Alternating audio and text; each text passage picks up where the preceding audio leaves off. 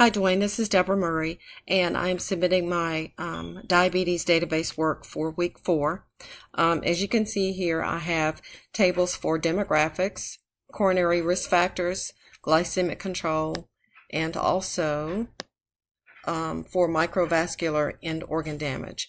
For the tables, I'd like to go through and show you what the data consists of for these. For demographics, I chose to make the ID the primary key, and that cannot be left without a value, so that's not null.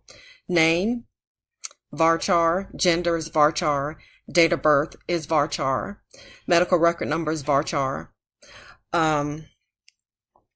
For coronary risk factors, I chose to include systolic blood pressure, diastolic blood pressure, weight, if the decided to specify if the patient was a smoker, and if they have good glycemic control.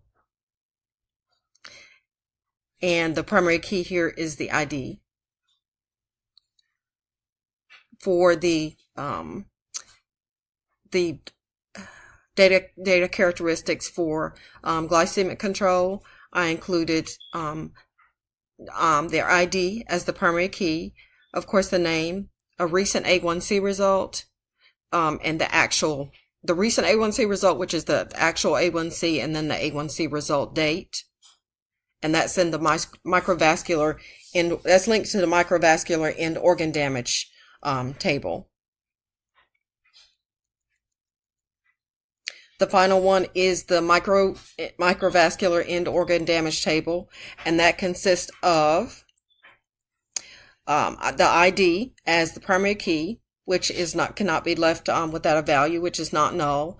A name, retinal eye exam date, foot exam date, BMP date, and the date of the last LDL and the LDL result, which I included for those. For the name, varchar, retinal eye exam date, foot exam date, BMP date, last LDL is a date, and the LDL result is a decimal.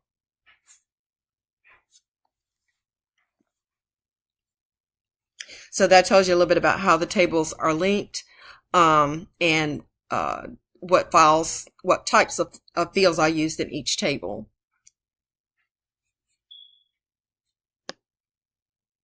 Thank you.